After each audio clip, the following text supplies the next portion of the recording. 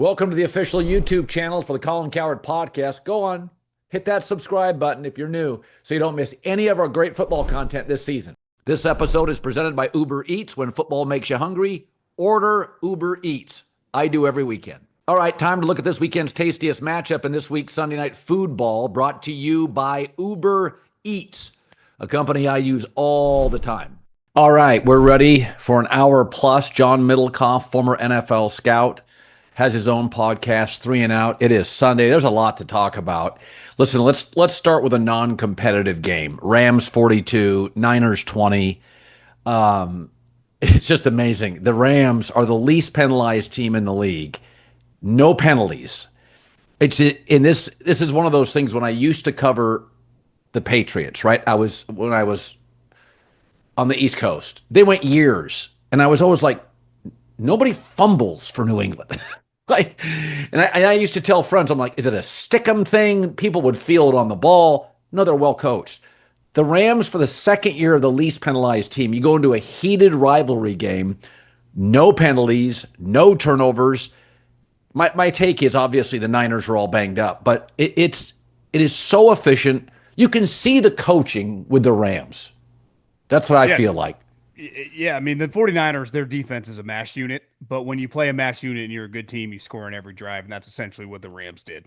And Stafford is a dominant player right now.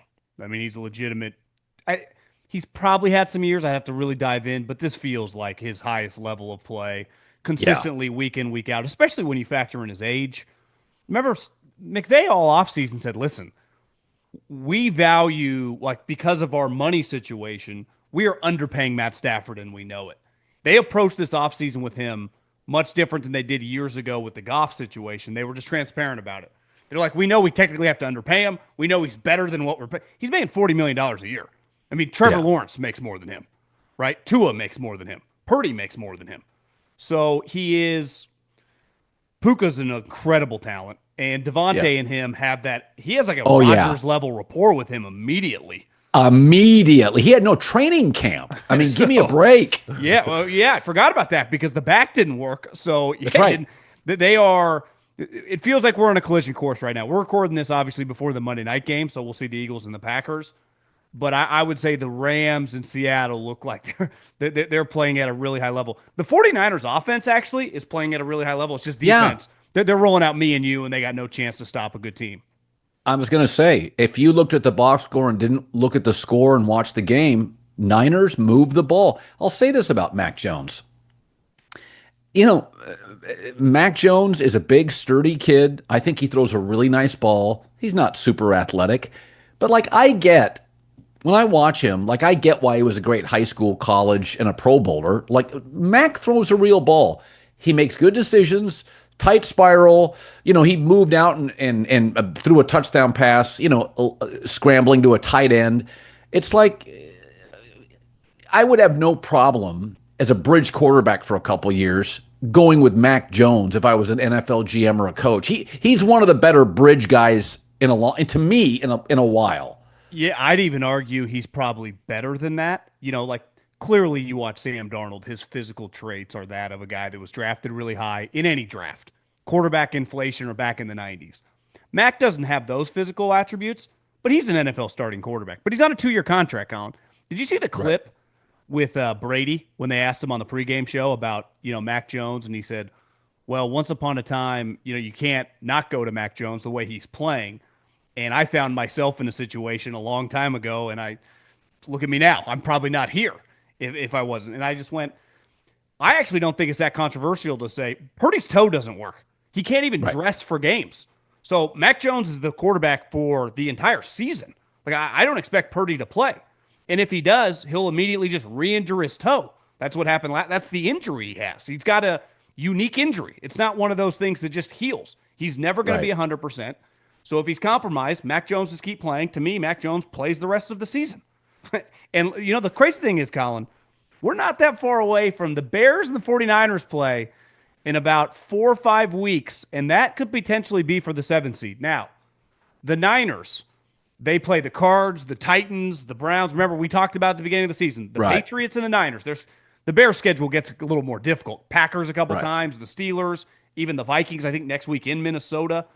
So the Niners, but they play each other. So if the Bears can just kind of hold serve, we could have a pseudo, December playoff game for that 7 seed Niners-Bears, which would be pretty fun. And I'm also the Mac Jones thing. Let's say you could trade him this offseason. I think he's too valuable to the 49ers. He makes no money. He's on a 2-year, $7 million contract. And Purdy is, let's face it, he ripped up his arm. Granted, that was the last game of the season, but if that happens in October, he misses the season. This year, I mean, what's he going to end up playing? 2 or 3 games? Mac Jones' value to the 49ers, I'd argue, is more valuable unless you're getting like a first-round pick, which you're probably not. I'm not giving him away. I'm just holding him for the next year until Purdy proves that he can stay on the field. Oh, and the Niners will get calls on Mac Jones. And they'll say, and Kyle's been open about it. He wanted to take him, and then I think as the process went on, he kind of went to the guy with, in quotes, more upside. But there's no way Kyle doesn't like him now. Right.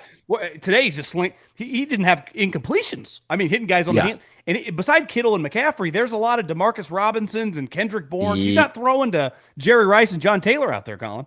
No. I mean, I'm impressed with Mac Jones. And the other thing we saw in the late window, when rosters get depleted, which they do November on, elite quarterbacks, Goff, Stafford, and look at the late window, Darnold blowout wins. When you have a B quarterback, and Mac, I'm telling you, if Mac's a backup, he's the best backup in the league. To me, he's a bridge or a franchise guy. And he struggled to compete today. So what you saw in the late window, this is something I've been on now for years, John. The bottom of the NFL by November looks like the bottom of the NBA. It's unwatchable because the league is so quarterback dependent. If you don't have a star quarterback, because the Rams are lucky. They don't get penalties. They don't get hurt. I mean, nobody's hurt. By and large, everybody's banged up right now. Everybody's dinged up. The Packers are dinged up. The Niners are dinged up. It's just the way the league is. It really helps to have a horse quarterback, and you saw it today. So, Rams in a blowout win, 42-26 as we went on the air, and that game wasn't quite done. That was this week's Sunday Night Football, brought to you by Uber Eats. When football makes you hungry, get game day deals on Uber Eats. I do every week. The official on-demand delivery partner of the NFL. Order now. I just did. I want to talk about the Bears for a second. So Chicago beats New York 24-20. And so it was Caleb Williams and Jackson Dart, and Jackson Dart outplayed him for the first 3 quarters. But there is something, I've said this about Caleb Williams multiple times, John. He doesn't get hurt, and he doesn't throw interceptions. Jackson Dart gets hurt a lot, and he'll throw picks. Now, Jackson, I thought, he plays with a ton of confidence. He throws a nice ball. Jackson played really, really well. He had a couple of touchdown runs. One was a 24-yard run, was a big-time run. Both those quarterbacks can really way above average movement, way above average. Now, again, Caleb had a great fourth quarter. But when I watch the game, and you have to watch the whole game, there's becoming an issue with Jackson Dart. He's blue tenting it. He's getting banged up a lot. This is my Brock Purdy thing. If you're a little smaller or you play with a lot of confidence, Baker Mayfield used to do that first couple of years. He played with more confidence than he should have. Somebody would pick him off. He'd square him up. It's like, bro, you're a quarterback. You're not a free safety. Would it worry you, the Jackson Dart concussion today, the constant blue tent visits, and the injuries? I think it worries me with all these young quarterbacks. They all have a style. I would say Caleb Williams' style is the same thing. He's just built more like a tank. They all scramble around and run around. I mean, Jaden Daniels is nowhere to be found. Where did he get hurt? Running. This is the new age. We watch football every Saturday for 4+ months, and it's fantastic, but they're all moving around. So back in the day, Peyton Manning, Tom Brady, all those guys are huge. The quarterbacks now are smaller. I mean, they're definitely smaller, but they move around. To me, the Jackson Dart, the play that he got injured on, the one that he fumbled, it was like a quarterback power, which had worked earlier in the game. So when you're calling those plays, and the guy's name's not Cam Newton, this is the NFL. He got rocked by like 3 guys. And, I mean, there were a lot of plays. The strength of Caleb was on full display today. How many sacks did he break out of? I actually think there's an element that I'm going to sound critical, but he almost throws too hard. There were so many balls that were dropped by those guys throughout the game. it's probably, you're there, right? How cold is it in Chicago? You probably can't feel your hands. Balls are I bet some of those guys are going to wake up in the morning with sore hands. And Yeah. but on the balls where Jackson Dart was completing them, it was more rollout lobs. It's Yeah. hard to complete the Brett Favre. Favre's players used to talk about this in Green Bay. Like, it is hard So to did catch Elway. the ball. Yeah. So did Elway's. In December and November. And I just thought, like, it's not that Rome is a bad player, but you catch that. I would say Caleb Williams has right now as strong of an arm as anyone in the NFL. He let a couple rip today where you're just like, that's Josh my Allen, God. if not stronger. It was Jesus. How about he rolled right? I was impressed. I've been hard on him. I thought I was impressed today with how he played. In the weather too. He rolled right. He threw a ball to DJ Moore in the end zone, who he caught it, but he was out of bounds. John, it was 40 yards. I swear to God, it was a line drive to left field. It was about as high as the shortstop. It was a freaking rope in a windy, cold environment. And DJ Moore, to his credit, caught it, but it was out of bounds. The word I always use with Caleb, and I'd never used it with any quarterback before, is just horsepower. He is a V8. I mean, he is. And here's the other thing. The knock on him, Caleb, is, he holds the ball too long. But I was thinking about this today. He doesn't throw picks.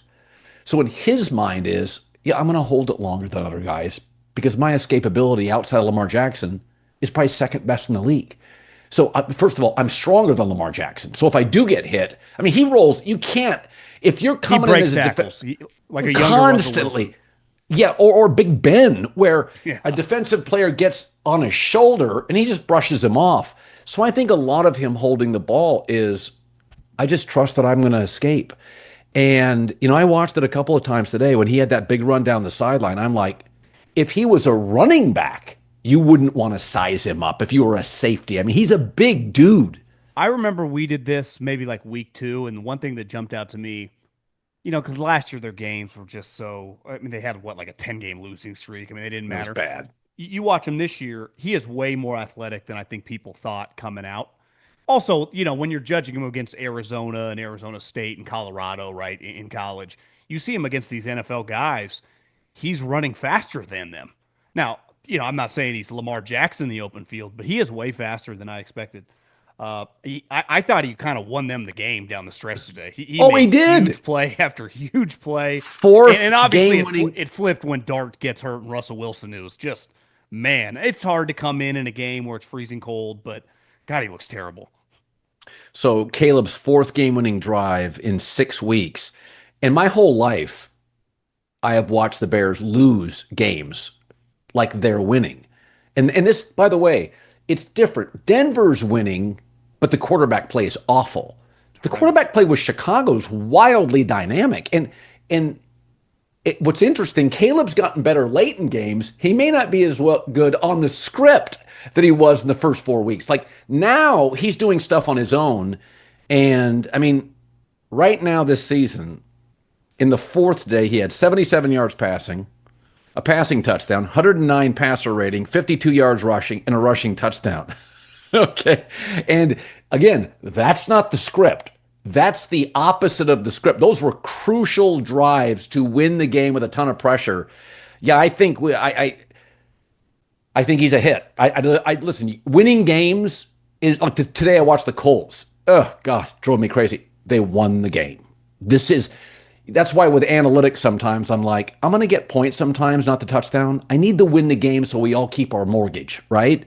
Well, to me, the Bears game, if that had been it's probably a rarity in Chicago, but let's say it's a 75-degree early November game, perfect weather. Let's even say like 60. I'd be like, well, the Giants are terrible. When it's freezing cold, that makes the game very difficult. I don't care who you're playing. I'm sure you saw some of that Wisconsin, Washington game, Oregon game. It is hard to play in those environments. No one can feel their hands. Hard to breathe. I have way more respect. Like I don't judge scores. You're not going to hit many explosive plays in the passing game. If you go back, and I saw it firsthand because they played the Niners, when LaFleur got there and they resurrected Rodgers' career, they were playing these home games in Green Bay. It's freezing cold. So your vaunted pass attack does not work as well. And, University of Washington has one of the best wide receivers in the league, one of the best quarterbacks in the country. They couldn't operate. They have a great offense. It doesn't function. Or, Oregon has NFL players everywhere. They couldn't function. So it's like, I just go, hey, if you got to win a game 13-10, I actually think, and it's an awesome, listen, if you're a Bears fan, you apologize to nobody about winning games after the last thing. The Giants, this thing, I defended probably 3 or 4 weeks ago. I'm like, listen, he went all in on this quarterback. He was right? I mean, there is, if you just poll GMs right now, I think 32 of them would take Jackson Dart over Cam Ward today. Now, their careers aren't written, but today, Brian Daboll was right about the quarterback he liked. Yeah. The problem is his team. I mean, I think I read today a stat that's his 4th game in which he had a second half lead of 10+ points. And obviously, he's had now multiple double-digit leads in the 4th quarter in which they imploded. I mean, today, he kicked a field goal. They had 12 men on the field, but Russell's in the game, not Dart. He declines the penalty and takes the points instead of just getting the first down. And listen, I thought, like, hey, you don't want to risk fumbling. You're up 20-10. How are the Bears going to score? But then it bit him in the ass. And there were reports, local radio, people have connections to ownership that said the ownership was close after the Denver Bronco game. And this feels, you're up 20-10, you're cruising. Maybe they give him a little break because Dart's in the 10th, but man, it's hard to kind of fend off the arrows, Colin, when you keep having these devastating losses. Today's show is brought to you by our new presenting sponsor, Hard Rock Bet. This is that golden time of the year when it's not just pro football, NBA, college football, college hoops, hockey, all share the stage. There's always something to bet on. If you haven't tried your first bet on Hard Rock Bet yet, there's still time to get $150 in bonus bets if you win. All you have to do is place $5 bet. That's it, $5. If it hits, you not only get your winnings, but $150 in extra bonus bets. And if you're looking for an edge before you lock in, check out the Hard Rock Bet Stats Hub. Trends, it's loaded with streaks, stats to help guide your picks. So numbers don't lie, neither does the data in there. The Hard Rock Bet app sportsbook, it's the only legal sportsbook for whenever you're in Florida. It's also live in Arizona, Ohio, New Jersey, Indiana, Tennessee, Virginia, Illinois, Colorado, coming soon to more states. Plus, Hard Rock Bet offers new promos every single day. So whenever you're listening, just open the app, check out what you've got any day of the week. Download the Hard Rock Bet app and make your first deposit. Yeah, it's nothing's these New York football teams. It's a football swamp. Like people just go to drown in these places. I think Justin Daboll's Fields good. didn't have 100 yards today total, and they won. Didn't total running and passing. That's so bad. Okay, I want to talk. I may be too harsh here. Baltimore 27, Minnesota 19. This was one of my favorite picks of the weekend. Ravens' third straight win. So I don't like to bang on young quarterbacks. JJ McCarthy. 8 false starts at home. You're the home team, not a college team. You're a pro team. 13 total penalties. So I went and looked this up. Again, on the opening drive. He's very good on opening drives. I'm not the first drive with, Kevin O'Connell. 3 of 4, 117 passer ratings. Vikings score a touchdown. I watched it. I'm like, well, slick. But I said as he did it, okay, I've seen this before. After the first drive, JJ McCarthy, 17 of 38. Okay, he's under 50% and a 45 passer rating. So it's almost like a comedian. You either make me laugh or you don't. When I watch a franchise quarterback, like you either pick up first downs, you have long drives, you make big touchdown throws, or you don't. You can't try to convince me something is true. If I go to watch a comedy show, you're either funny or you're not for 45 minutes. Bill Burr makes me laugh almost every joke. Like, you can't convince me of stuff. And I watched JJ McCarthy, and I didn't like him out of college, so I don't want to do confirmation bias. But after those scripted drives, I don't get it. I don't see it. He's not accurate. Everything's a fastball.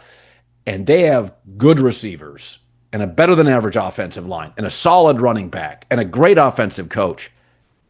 I mean, overall today's 20 of 42. I mean, you can't win in this league like that.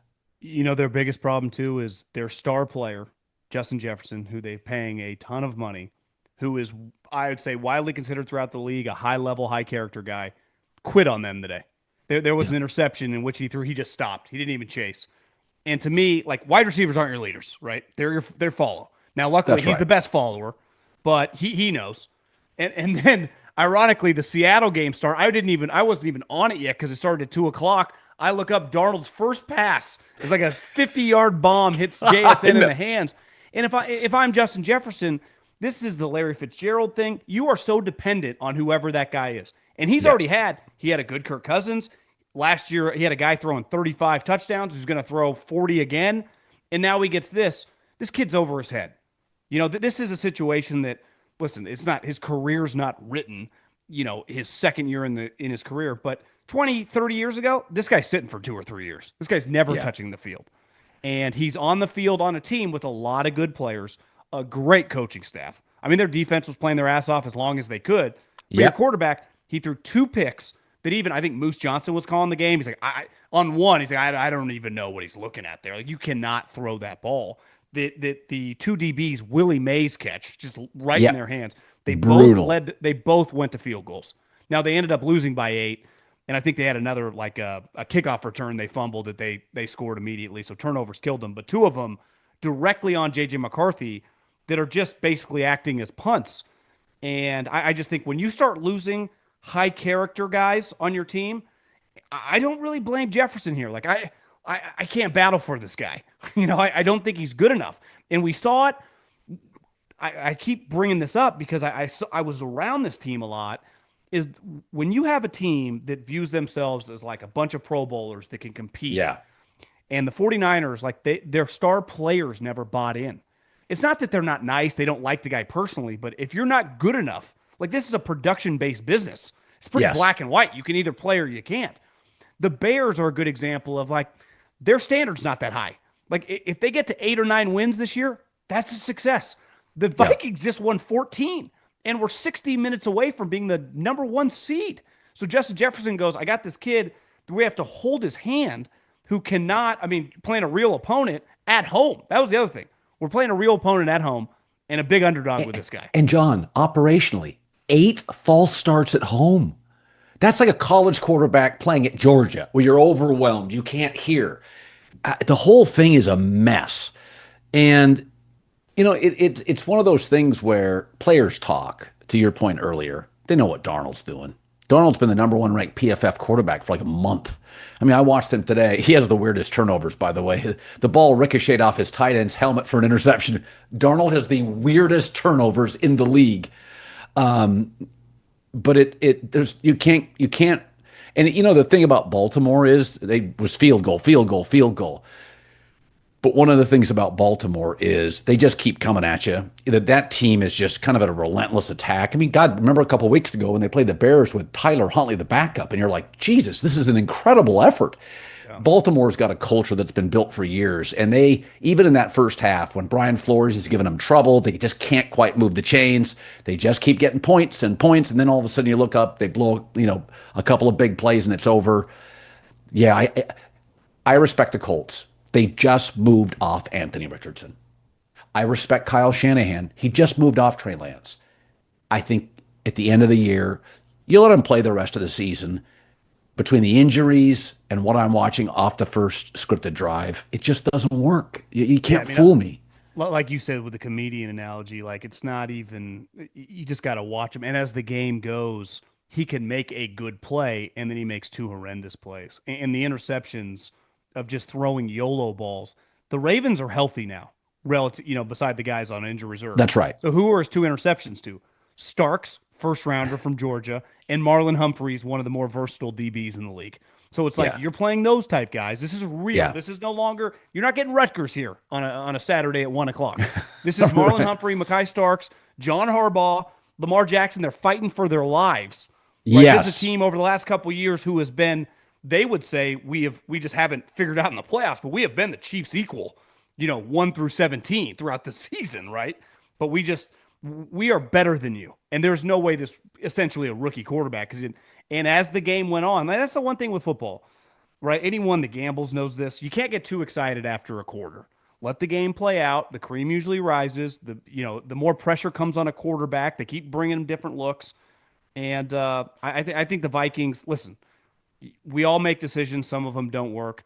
that's a decision that's going to be hard to live with for a while, the Sam Darnold situation. Because it's one thing if, like, hey, the Seattle gave him $200 million, it would have ruined our whole. They gave him $55 million guaranteed. And like you said, he's been one of, if not the best. Like, he is playing at a level that's no different than good Mahomes, good Allen. Like, he's an elite player.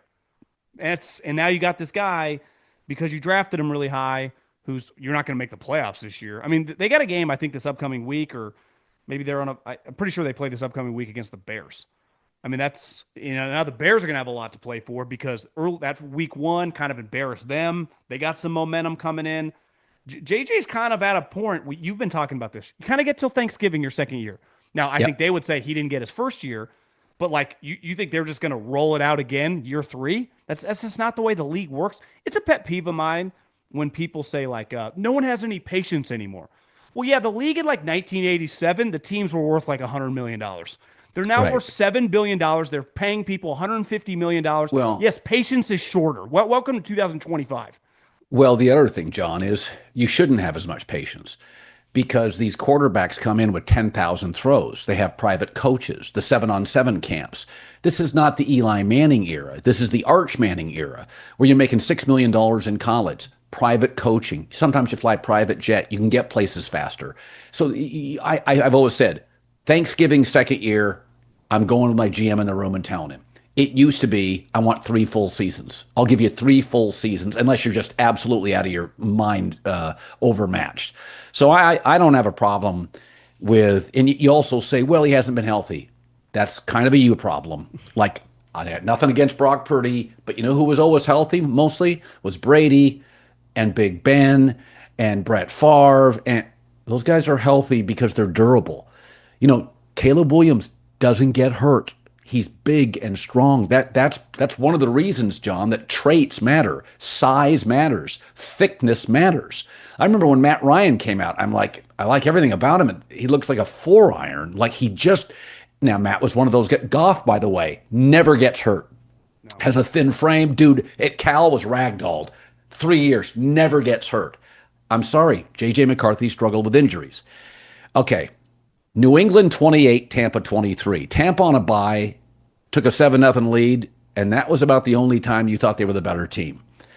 So, I mean, it's really interesting. I've been waiting for New England, Trayvon Henderson to play more. I loved him at Ohio State. Well, today, a couple of big runs. They have running back injuries. And Mike Vrabel I think Vrabel's a little bit like Belichick, in which is just because you're a great rookie or a top pick, you have to earn your way. You have to earn time. And if you don't pass block particularly well, a lot of these NFL coaches, John, they don't care where you're drafted as a running back. Like, they won't play you until you can block. Blake Corum last year, they won't play you. So Trayvon Henderson, who I thought was a pretty good blocker out of Ohio State, he got some carries today. Holy shit, boy, he pops. The other thing, that I watched with New England, Williams, the young receiver, the complete burner. Remember him, Washington State? Yep. He was a blur on TV. But you know what I noticed in this game? This just may be me. But it was almost like Drake Maye was in Baker's head. Like, Baker has a lot of confidence, and Drake Maye is just making plays, and he's making big throws, and they take a lead, and it's in Tampa, and it's Baker's house. And Baker was like running more than he should run. Baker was doing a little too much to me, running around in the pocket, looking for the big play downfield. Now, Tampa's a big play offense. But watching that game, watching Drake Maye, I kept asking myself, is New England the best team in the AFC? Seriously, are they? Well, they're in first place in their division, with the Bills, who last week we thought could win the Super Bowl. And it turns out they just play up for Kansas City and then down to whoever else they're playing. They got curb stomped today. Today was a big swing in that division. And like you said, I think the knock that people had on New England was they're just not going to have enough speed and skill guys on offense. I did. I same thing. And I just looked up when you were talking. Kyle Williams ran a 4.40 at the combine. Henderson ran a 4.43. It feels like when he's in the open field, he plays faster.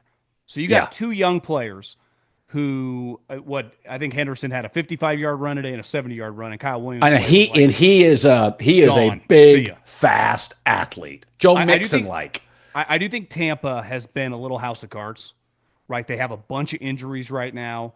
They're just not quite the same team. Mike Evans is there's an element to him of like the heartbeat of their offense. When he's in there, he just gives them a safety net. He's almost like what George Kittle is to the 49ers. Now he's gone. I mean, they're depending on young wide receivers. I just think Baker feels like I have to carry us. It almost feels like a throwback to a couple years ago.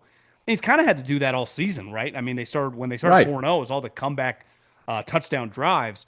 I thought if they can get Henderson going with Kyle Williams, what a stud Mike Vrabel is. I mean, this guy's got a Harbaugh touch, comes in there immediately. I understand their schedule's been easy, but when you watch him play, it's not like they're just easing into these victories. Like that was, we're in control. We have some young, explosive players, and we have turned this quarterback immediately into an MVP candidate. You know, every once in a while, something new comes along that just sort of makes sense. McDonald's has rolled out the new Buffalo Ranch sauce. Yeah, it's good. Perfect mix of controlled chaos. Tangy zang of buffalo, little kick, edge, that fire, smooth, creamy, cool ranch, mild, wild, same time. Like that balance. Perfect. That's Patrick Mahomes in a sauce. Confident, a little flashy, but never out of control. I am a McCrispy guy. That's my go-to. Some people like the snack wrap. Some go McCrispy strips. That's fine. We're all different players on the same team here, right? So when you dunk one of those into Buffalo Ranch, game changer. Are you mild or wild? Because this sauce lets you be both. There's a new sauce in town, folks. Tangy, creamy Buffalo Ranch. Available for a limited time at participating McDonald's while supplies last. Order now. Yeah, it felt like the Buffalo game. You're like, oh, New England's better than Buffalo. Like New England after Baker hit Mecca Ibuka, you're like, oh, 7-0 Tampa. From that point on, New England was the better football team. Controlled the game. I've known Sean for a long time, and I like him. And I know a lot of people, I think yourself included, just over the time, like, is this guy good enough for Josh Allen? Today was a moment where you're like, is this guy better than Mike Vrabel moving forward? And is this in this type situation where is Sean McDermott, if they're a one-and-done team and all of a sudden Mike Vrabel's in the second round or somehow is in the third round playing the Chiefs or something, is this going to end the Bills' coach's tenure because of Mike Vrabel? He might be that powerful. Well, I think about it. Like Kyle Williams, they haven't played him. I mean, that's been one of the things everybody, myself included. Kyle Williams is your fastest, most dynamic receiver. He got a ball down the sideline today. It looked like a track meet. It looked like the combine run. You're like, holy sh! And then gone. So the thing is, you're a Patriot fan, is Williams and Travion Henderson, they're just now playing regularly. So it's like, you know, and Vrabel, you know, Kyle Williams may not want to block. He's kind of a thin guy. He may not be a blocker. One of the you hear this all the time, like tight ends have to block. Receivers don't, especially the fast ones. And running backs, the gifted ones. So, you know, I bet you that some of this with Vrabel is, listen, we're not putting you back there by Drake May if you aren't picking, you know, you're not stopping people in the A gap. Like we're just not putting you on the field because his talent's so remarkable. He just pops when you give him the ball. And I just watched them today. I'm like, oh, wait a minute. We haven't seen the best of New England because these two players changed the offense. I think defensive coaches tend to be like, you know, parents from the 50s or 60s, you know, kind of driving a hard line. You know, most offensive coaches, if those two guys had been around Kevin O'Connell, Sean McVay, Kyle Shanahan, more than likely some of their deficiencies might have still got them some packages. Defensive guys do not care. They have, and it's always the tug and pull between offensive and defensive guys when they're on the same staff. You know, when one guy's a head coach, I think offensive coaches, and you've known some over the years, I'm sure, that have complained about their defensive head coach. Vice versa, I think the defensive head coach sometimes wants them to be a little more conservative. There's always kind of a little tug of war there. But I think when you have guys, you know, what Mike Vrabel does, you know, he does feel a little like he's got the old school hard ass, some Belichickian to him, but he also feels kind of like new and relevant. The way the guys like him, the way he's hugging up guys. He's kind of got this perfect blend.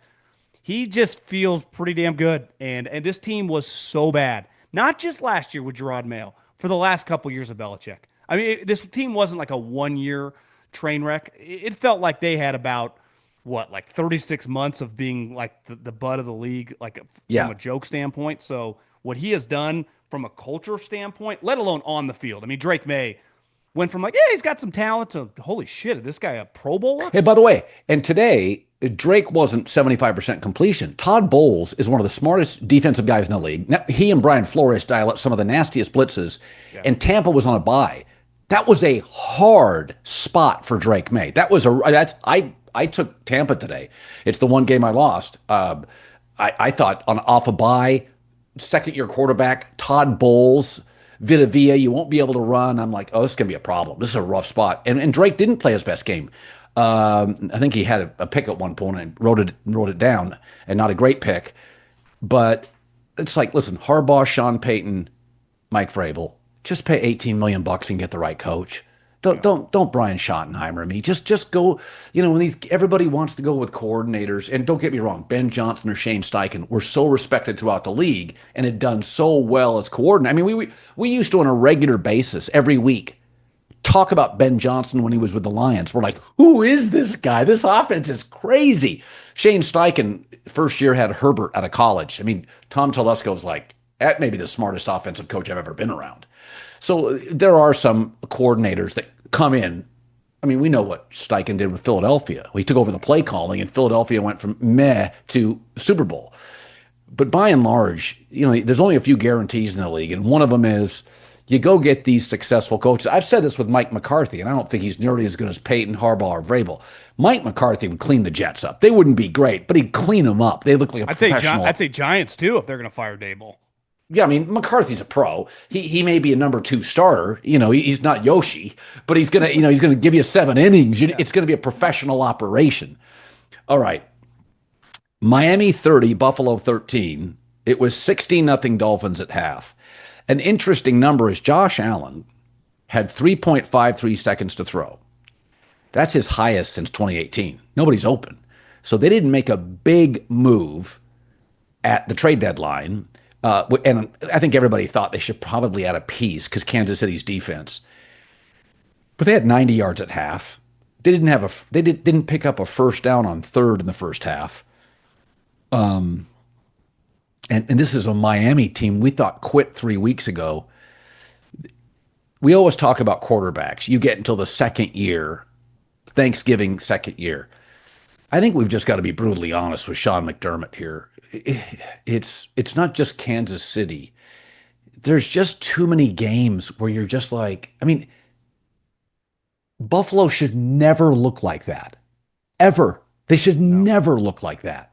I understand in college when you have 2 top 10 teams play each other, and then the following week you're playing a 2-win team and you're tied at halftime. Like, these are 19-year-old guys. This is a team that's now, for the last 5 years, been one of the top, 2 or 3 teams in the entire league. And they've got older players here. I mean, they've got a lot of 27, 28, 29-year-olds. The coach has been there, I think, since 2017. Josh has now been the starter for a long time. It's not just on Sean. It's also, the quarterback, Peyton Manning, Tom Brady, they take a lot of that responsibility as well. So today was embarrassing. I mean, it truly was. It should have been 14-0. I think the kicker missed an extra point. It was 14-0 or 13-0 before you even blinked. Tua had a couple. He threw a beautiful touchdown pass to Jalen Waddle. Yes. And it was like, okay, 14-0 or 13-0. Bills start slow. I've seen them happen, and then end up winning 35-20 or something. And they never got out of the malaise. And it started raining. It was probably humid, and they just looked lifeless. Josh threw one of the worst interceptions I've ever seen him throw. I don't know if he's on the wrong page with the wide receiver. He just threw it right to the wide receiver or to the cornerback. They had an awful fumble early in the game when they were driving. They just looked lost. And that's the type game when your main rival now, who's back, is winning and now has a lead, kind of a commanding lead because they already beat you and their schedule's so easy. So they're not going away. And you just look big picture. This is going to be the worst team of the Vrabel era for the next couple years when you factor in how young it is, right? You just listed a couple guys that just started playing. Their left tackle, it's his rookie year. Their quarterback, it's his second year. This is the first year the coaching staff's together. So, their arrow's pointing up. And I think it kind of reflects that the Bills can really get up for the Chiefs. And for whatever reason, I remember hearing, Houston Rockets, maybe it was Kenny Smith, say, the sad part is right when we got good, Jordan retired, they could never stop Akeem. And we always played the Bulls well. And if we ever saw them, we would have stopped that streak. because they would have had no shot because they had no center. We were a team that we played them really well. And in basketball, it happens a lot, right? Your matchup. Football kind of happens sometimes, but if you're good enough, whatever. For whatever reason, the Bills matchup, because their pass rush is good, they treat that game in the regular season like the Super Bowl. They just look like the best team in the league when they play the Chiefs. Yep. Before and after, then they look much more pedestrian. Today, though, was, I don't know. I mean, I felt like it was one of the more embarrassing performances of the Allen Sean McDermott little. Oh, I think it may be the most. I thought maybe they lost a few years ago at home on the opener to the Steelers, and they were a favorite. And I was like, what in the hell is that? I thought that game against the Saints this year, it was competitive. I was like, oh. What would bother me today is that Miami in the first half averaged 6.5 yards a play. So my take is it would be one thing if the offense sputtered. You're a defensive coach. John, I've been on this forever. What do you do with your side of the ball? That wasn't just Josh Allen. Like, that defense had no energy. That defense, I mean, they generated this incredible pass rush against Kansas City. And really, I mean, Tua is one of the easiest guys to rush in the league. And he had time to throw. They ran the ball. Do you think New England, are you taking New England as we sit here today? Or do you think New England? Absolutely. New England's got the better coach. I think New England, and now with Williams and Trayvon Henderson, it's like, oh, I feel like New England now is on the up. Like, they're an ascending team. I don't think Buffalo is. I mean, we forget before that Kansas City game. I mean, we'd seen Buffalo go to Atlanta and get worked. I mean, they've had that Saints game they won at home was troubling. Like, they've had a lot of, somebody told me this in the league at the beginning of the year. They said Buffalo doesn't have nearly the roster people give it credit for. They're like James Cook, Josh Allen, Oliver, the defensive lineman. They're like, who's hurt? They're like, Dawkins, the left tackle. I was talking to an exec in the league, and he's like, he goes, the better rosters are the Rams and the Eagles and the Lions and the Packers and Kansas Ravens. City. He's like, Ravens. He's like, Buffalo's roster's not that good. Josh, left tackle, quarterback, running back, interior D lineman. That's why they went and got Bosa.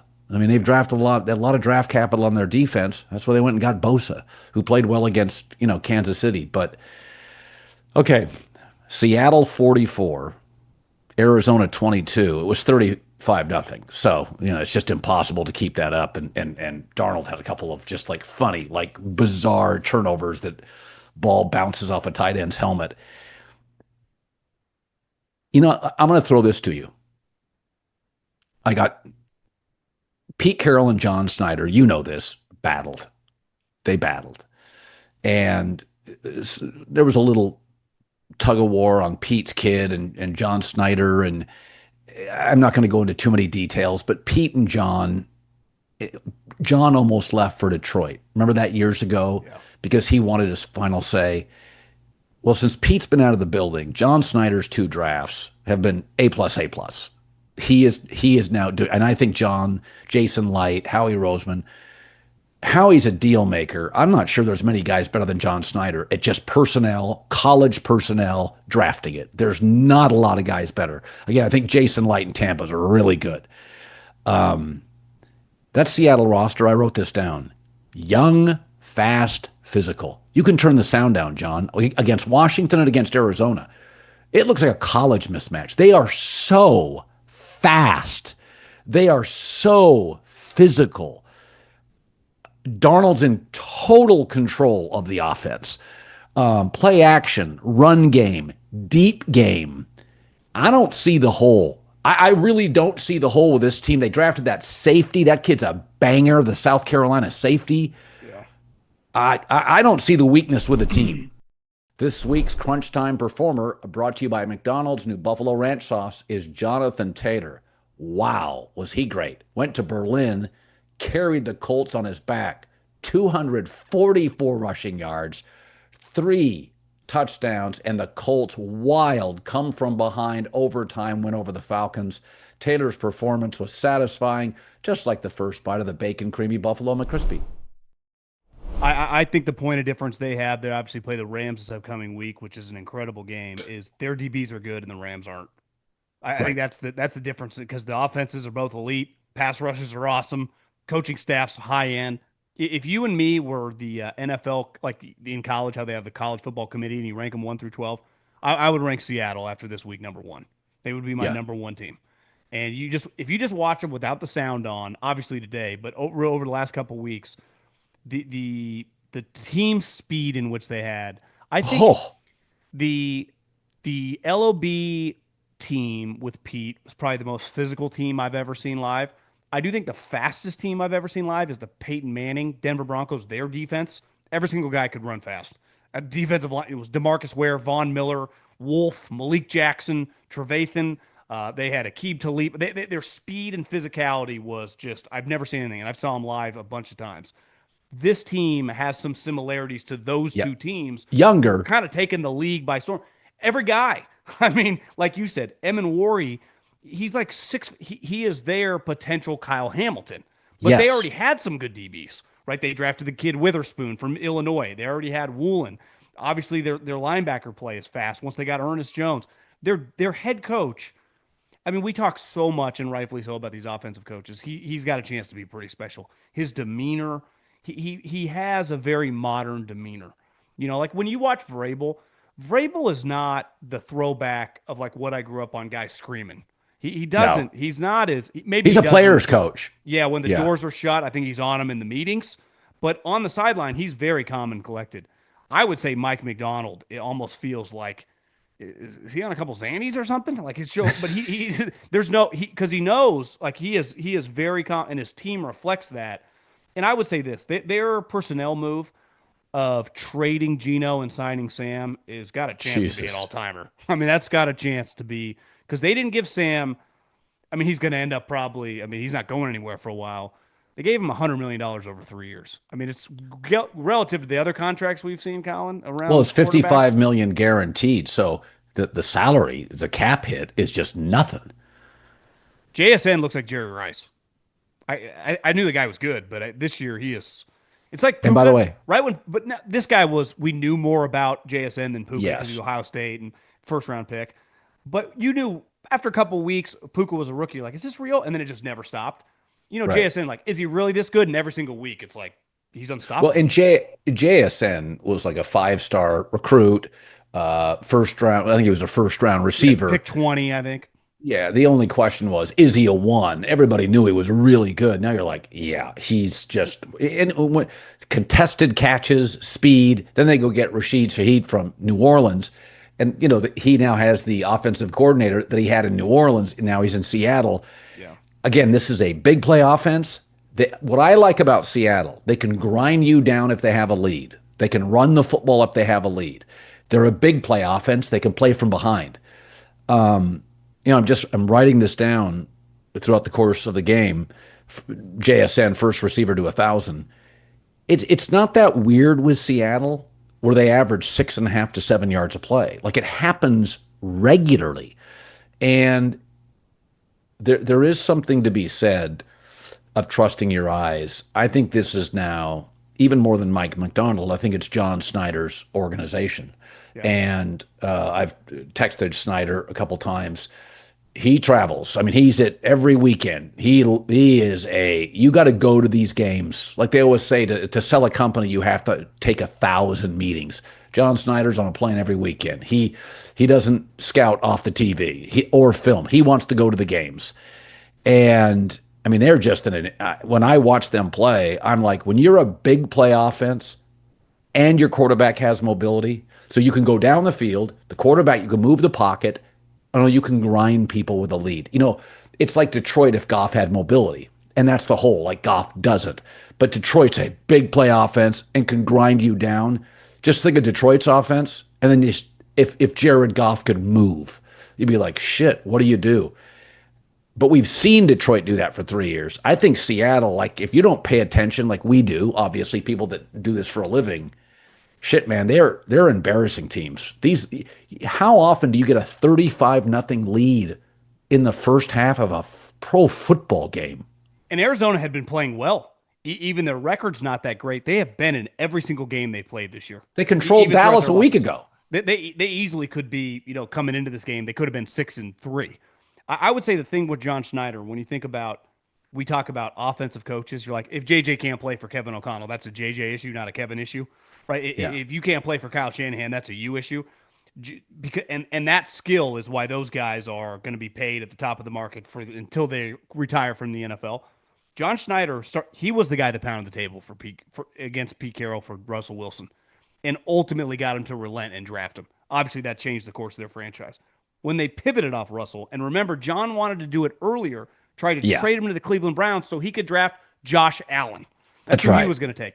Then he trades for Geno, or he gets Geno as the backup, and they were cool with, like, I think we can handle this for a little bit. And he was right. Geno was actually, and they got Drew Lock. Remember, they won a Monday Night Football game against the Eagles with Drew Lock, who is the worst of this whole group. And then he pivots to Sam Darnold. Like, I would say as a quarterback evaluator, John Schneider's as good as it gets from a GM perspective. And if that's going to be the guy that you're going to invest most of your money into as a franchise, his skill, let alone his ability to build the team. This is now like how many different iterations of the team? The LOB team, remember, then they transitioned in the late 2010s. They were still good. They weren't going to Super Bowls, but they didn't have 4-win seasons. They were winning 9 to 11 games. And now, what do they look like to you? A 14-win team? They're just. If Davante Adams, who kind of hurt his back at the end of the game, we'll have to monitor that throughout the week. I think that's going to be a way tougher. I take Seattle. I do too. I would take it. I think the advantage of Darnold's mobility, I really think in these close games, your ability to roll the pocket and make plays, I think it matters because both those defensive fronts, especially the Rams, get a pass rush. I'll take the mobile quarterback. One more thing, in the NFL, not all these teams have huge home field advantages. One of the advantages not having to get on a plane, so it's easier on the guy's body. Seattle, Arrowhead, Buffalo, there's a short list. So if they can get the number 1 seed or home field, it's a big advantage in Philly. That place is hard to play in.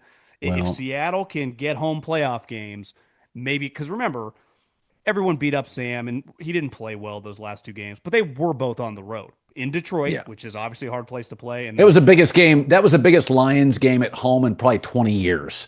I would say I'm 40 years old in my lifetime. It didn't get any bigger. And he played bad. And then remember the playoff game, because they lose, they're supposed to come to the Rams, have to play in Arizona because of the fires. If they get home playoff games, I'm going to like Sam Darnold's chances more, because I think people are like, what's he going to do in the playoffs? I'm like, I don't know. I think he'll be okay this time if they're going to look like this. Well, it's a long flight. It's right on the Puget Sound. And that I grew up there. It's a wet, cold rain. It's windy. It's on the Sound. It's tough.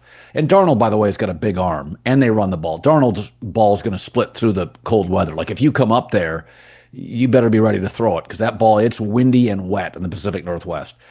I want to talk about this game. It was the first game today in overtime. Colts come back 31-24 over the Falcons. 2 things jumped out to me. One we'll get to later. Penix off-target throws. There must have been 8 to 10, like really off target.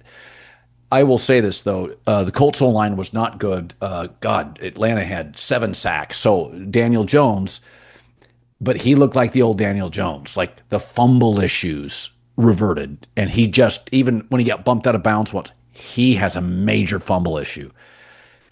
But you got to give Chris Ballard credit, because they were missing some people today. Jonathan Taylor right now is probably the best back in the league. Warren is a Pro Bowler at tight end. He made a huge catch late in the fourth quarter.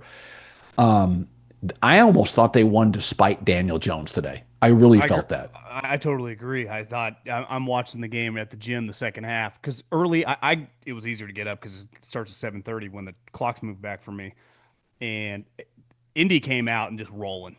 And I was like, they're gonna blow him out. And then they started blitzing Daniel Jones. He had an awful fumble where he just gets. He had a couple of horrible. He had 3 sacks in this game where he looked like a rookie. It's like, Daniel, get rid of the ball.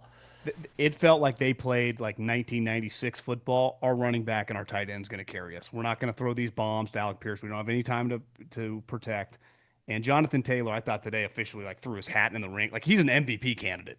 If this team's going to win 13 or 14 games, you're going to run for 2,000. He single-handedly carried him and Warren. I mean, those two combination of those two guys, I thought might have ended. If you tell me we wake up in the morning and Raheem Morris has been fired, it was because of those two guys today in Germany. So I'm with you. It's that the Warren pick. God, his ball skills for a guy that big. I mean, Daniel Jones just throws it up in his vicinity. Who can cover him? There's DBs and linebackers aren't 6'5". You can't get up that. The one you're talking about, he is so high with his arms. Yeah, he's probably. I mean, how high do you think that ball is? 7 feet in the air when you talk about his arms extended? And the Jonathan Taylor runs, what are you supposed to do? I mean, he's a dominant force. But that's a big win because it felt like they were falling apart. And then Atlanta, takes, and then you're like, God, they just traded a first-round pick and Sauce is getting cooked. He dropped a pick. You're like, this is not going well. I thought they were going to lose this game. And the headline's going to be, you just traded 2 first-round picks for a guy that everyone says can't catch, had a ball just go right through his body. And then basically a 2-point conversion, he's falling on the ground. It's like this guy, if he can't cover. Well, Daniel Jones does deserve credit. He had that last drive. He was pretty good late in the fourth quarter. That throw to Warren was a big time throw and a big time catch. So Daniel, and maybe a hand size thing, Daniel had a fumble problem in New York, and it reared its head again today. So he's had in fact, let me look this up. His turnovers the last 2 weeks have been absolutely atrocious. Hold on. I think he's going to be a guy in the first round, let's say they're the 2 seed. They're going to, depending on who they're playing in some of these playoff matches, I think a lot of people are going to bet against. And the headline is going to be, I do not trust Daniel Jones in this playoff game.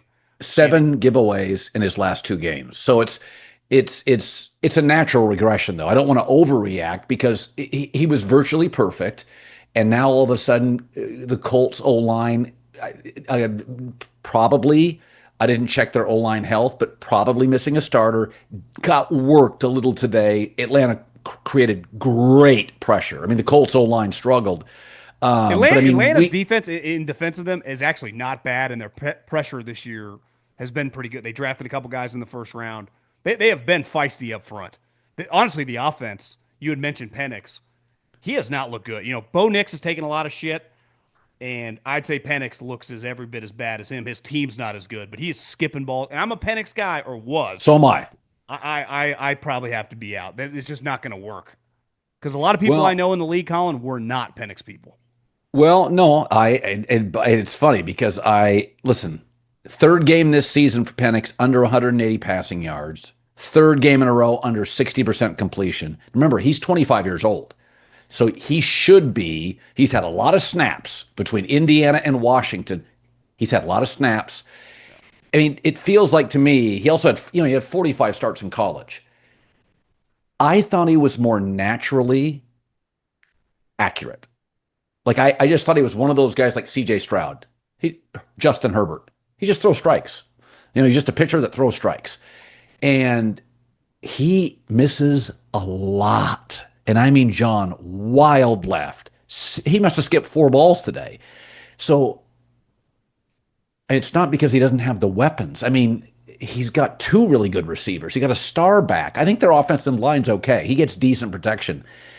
Again, it's eye test. I don't love what I see. Now, again, he did not play last year, so I do feel like is he hurrying stuff? And I do think he feels like he's hurrying stuff. But there's some wild pitches here pretty regularly.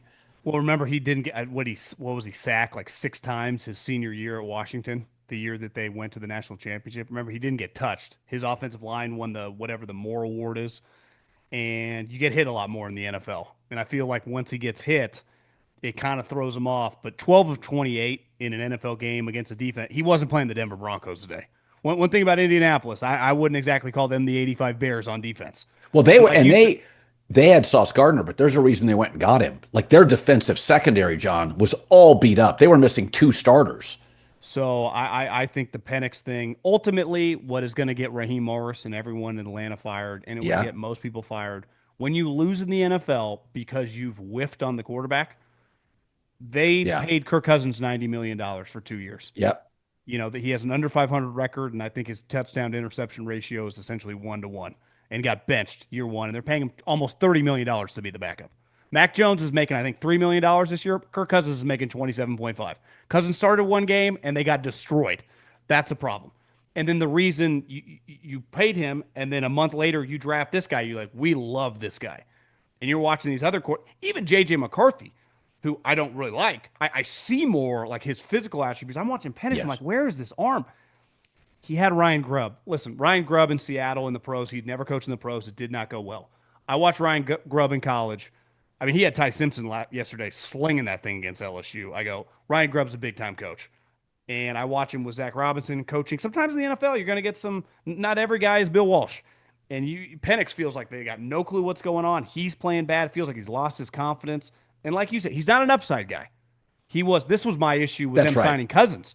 If you love Penix at the combine or whatever, he is a ready-made plug-and-play player. He's not, Aaron Rodgers had to fix the ball placement. Penix was just, he plays like he's played probably since junior high. The problem is it's not translate. I knew so many scouts because I'm a West Coast guy, I root for them. They were a fun team to watch. This guy's really grown on me. I think he's going to be a good NFL player. Most people that went through there, obviously the injuries, but they said when you watch him live, when you go to practice, his physical attributes, he threw a beautiful deep ball in college, and they threw a lot of bombs because they had obviously great wide receiver talent. Polk, yeah. Yeah, Rome and McMillan that plays for – I mean, they had 3 NFL wide receivers. And Rome, when it's not freezing cold, it's pretty damn good. And you watch him in the pros, like you said, Mooney, Pitts is actually pretty good now. Obviously, Drake London is a high-end one. Bijan can catch the ball. 12 completions against the Colts. It's just that's bad. Today I thought was like this thing needs to be nuked again. Yeah. But I want to talk a college topic. Speaking of Penix, I want to pivot to this. Kalen DeBoer. So I had said when he took over for Nick Saban, because I think Ohio State's the best team in the country. I think Bama's second, Indiana's third. I don't buy A&M. A&M's beaten a lot of teams that have fired their coaches, like Arkansas, Florida, Auburn. Like they're kind of facing a lot of these wobbly teams. So I think Ohio State's the best team. Bama second. So Kalen DeBoer goes 67-3 at Sioux Falls. Okay, 25-3 at Washington. Fresno State briefly. Then he goes 17-5 at Bama so far. And one of his losses was to Ohio State in the playoff. Nobody was beating them. Go ask Tennessee. And he lost the game at Oklahoma. Night game. They played like shit. Got into a big hole. Whatever. But Bama does not have a lot of NIL money. And even though he replaced Saban, he did have to change the culture. And you know this, John. You can replace a good coach. It doesn't matter. You're still bringing in what you may run completely different offense. The head coach probably took his defensive coordinator or offensive coordinator. You have to build a staff. It doesn't matter if you're replacing Saban. It's hard. Guys are leaving. You're bringing in new people. You don't know half your roster. You haven't watched film when you get that job on your roster. You don't know what you have. I like Ty Simpson. 6'2", 210. Not a big physical presence. Not super mobile. Good arm. Not special. He may get drafted number 1, 2, or 3. And I think Ty Simpson's okay. I don't see the wow trait, but he was a good high school player. I mean, he didn't do it. First 3 years at Alabama, he was 29 of 55, no touchdowns. He didn't blow people away. I think, and you look at Bama's schedule, I think maybe the Penix thing is his coach is a freaking rock star. Yeah. I think a lot of it is not just Grubb. I think it's Kalen DeBoer, because I watch Ty Simpson and everybody's in love with him, and I'm like, I don't get the great thing. I think they're a powerful duo because last year something was off with Bama. In fairness, they had a quarterback that I would say Jalen Milroe doesn't exactly scream Kalen DeBoer, Right. And, right. So he gets much more of a pocket passer. Even last night, that DC for LSU is actually pretty good. Blake Baker, yeah. He's been awesome for them. As they start hitting Ty Simpson, you look like he's not handling this very well. He's getting crushed. Nope. Yeah. Ryan Grubb is, when him and Kalen DeBoer are together, they are borderline unstoppable. I mean, I would say the only guy that's beat him in recent memory is like, the Florida State thing. Give him a little bit of a pass. But I mean, they went to Georgia and beat Kirby in Athens for sure. And if they played Florida State, them. If they played Florida State today, they beat him by 50. So it's like that was one of those. That's probably the most, that game. Looking back in 5 years, how the hell did that happen? Right. But I do think that Kalen, when he's had Ryan Grubb with him, that offense is an unstoppable. Because last year, I think their quarterback coach, who kind of went back down, who's also been with the crew, uh, it's just sometimes it's difficult. This guy has been calling plays. But Kalen last night, what he's done with Ty Simpson, I mean, Ryan Williams was supposed to be like their Justin Jefferson. He's not even their best wide receiver. They got multiple other guys. I think one concerning part, I like Texas A&M more than you. I think if Texas A&M played Indiana on a mutual, on like a, like the equivalent of what's going to happen in the playoffs, I would like their chances in that. But we're going to learn a lot more about them. They play Texas coming up. They're going to be in the SEC championship game against Bama, against Georgia. We'll really learn how good they are. I think they're pretty good. But I think Alabama's offensive passing game with those two guys. I mean, LSU, that was their last Hail Mary of a respectable game. That's a rivalry game. McElroy said on the broadcast, he said, this is by far the most physical game you play at Alabama. This game means so much. Auburn's the rival, but LSU's are equal in terms of we recruit the same guys. Now in the transfer portal, I'm sure they're looking at the same guys to recruit. But I think Kalen DeBoer, I questioned moving around, right? The personnel or the personality, West Coast, Dakota guy in the South. That was my question. Midwest guy going to the South. I know Jim McElwain, you go to the South, it's just different. It's relentless. It's not realistic. And it's like replacing Howard Stern in FM radio. You're replacing Saban. And people just don't understand that you've got to redo the staff. And Bama can't now afford. Bama is struggling to keep up with NIL. When you watch Bama today, I think A&M's got as good athletes or better. I think Texas has as many good athletes. But when Saban was there pre-NIL, you'd watch Bama, and Georgia was the only school that matched up, that even looked the part. There's 6 or 7 teams in college that look like Bama now, have the same level of. Ohio State's got better players than Alabama. Do you know what they respect, though, in the SEC? Do you win? I mean, do you win? And now he's winning, and no one cares. So if you win, whether you're from the Dakotas, whether you're from Fresno, or whether you're from Egypt, they don't give a shit. Now, I also think the Saban personality is kind of what he was winning. And he had just this. He was a tornado of alpha. I mean, for a guy that's 5'11", it's not like Saban is built like Mike Vrabel, but everyone quivers when he walks in the room. That's not really DeBoer's thing. I knew people that played for him at Fresno State. They're like, he's much more like intellectually quiet. They're like, Jeff Tedford is much more of a hard ass screaming at you.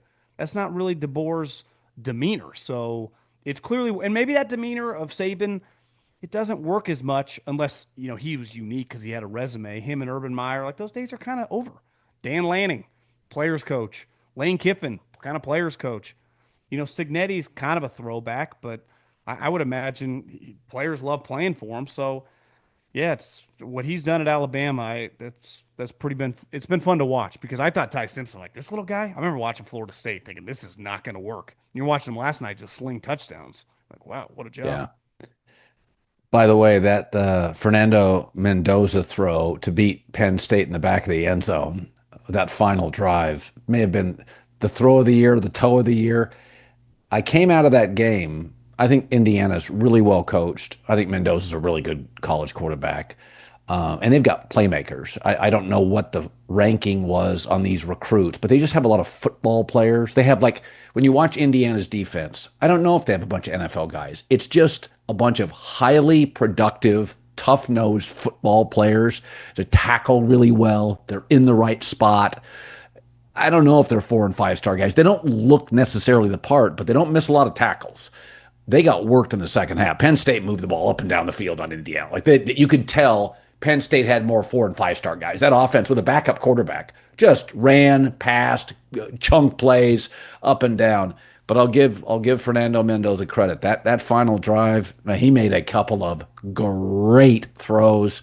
And you get why. I mean, like, that's when you watch a college quarterback like that, that throw the back of the end zone was high. So only one guy in the stadium could catch it. In the NFL, you throw to the end zone, you throw low, front of the end zone, high, back of the end zone. And I watched that and I'm like, that's an NFL throw. That's a big time throw. A little more graceful, probably, Omar Kelly Jr., but it had a little Montana Dwight Clark in the back of the end zone. You just put it up in the back of the end zone off the back foot.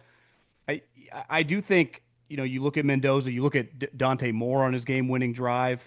Yes. I had a theory yesterday. it was kind of blown up once Washington lost to Wisconsin. But do you think Oregon and Washington are more equipped to play some of these late October, November games? Yes. They practice in the spring Yes. and now at home in colder weather than, let's say, USC and UCLA. So when they're going to some of these games, it's not going to be it's going to be colder, but they're used to practicing if they want to practice outside in wet and cold. No, USC in that Iowa weather, I wouldn't. Oh, they lose that game 10 out of 10 times. They could not win that game. I mean, I said when Oregon and Washington came in, I'm from there. That is Big Ten weather. It's wetter than cold, but I mean, Seattle and Eugene, November, it's raining sideways. So I think Oregon's personnel, they're more than equipped to handle it. I thought that was a gut check win. Oregon was missing, I think, their top 3 receivers. I could be wrong, but I think that's and an offensive lineman, I think, too. They were a mess. I mean, they basically in the second half, until that final drive, they were just like, we're just going to run the football. We just want to get out of here. We got a lead. We just want to get out of the stadium healthy. So they were falling apart at wide receiver. And I think that's a much harder win than people think. You go to Iowa, it's Iowa's got a good O-line. Iowa can run the ball. Iowa's got 6 pros. They always have 6 pros on their team. So, and it's raining sideways. I thought it was a really impressive Oregon win. I think winning on the road in college, in the Big Ten and the SEC, like winning at Auburn is very impressive. Winning at Iowa in November 8th is a great win. Not a good win, a great. That feels like one of the better Oregon regular season wins in a long, long time. Like that was, if you come away anything, it's Iowa, they're going to win 9 games, but who do they beat? Well, they probably got 4 guys on defense. They're going to start in the NFL. They have one of the more respected programs from GMs and coaches in the NFL. And they win 8 or 9 games for a reason in that conference. Like they're and how cold it is. This is what I say about the Caleb Williams thing today. I don't think people realize you're in Chicago. What was the weather today? I mean, is it snowing? I mean, I woke up with snow on my lawn. It's. Do you know how hard it is to play football in that? How cold your feet are, your hands are as skill guys. Was the throw. Mendoza made some huge throws on that final drive. I would say Dante Moore's that throw he made down the right sideline. Those couple throws from Mendoza and Moore's throw there. That's as good as you get. That's as good as it gets. No, I mean, to me, Dante Moore and Mendoza have separated. Those are the 2 best college quarterbacks. If they come out, they're 1 and 2 in some order. I like Dante Moore's wiggle. He moves really well. Really impressive. Sports fans love a comeback, so the underdog that kind of defies the odds. So that's the story of Green River Whiskey. In 1918, their distillery burned to the ground, 40,000 barrels of bourbon gone. Most would have quit, and they rebuilt from the ground up on the original site in Owensboro, Kentucky, and today they're producing some of the great bourbons and rye whiskeys in the game. Kentucky Straight Bourbon, a wheated, foolproof rye. It's a lineup built on resilience. So if you love a good comeback in sports or in your glass, Green River's got you covered. Head on over to greenriverwhiskey.com to learn more. Try some for yourself. And always, please drink responsibly.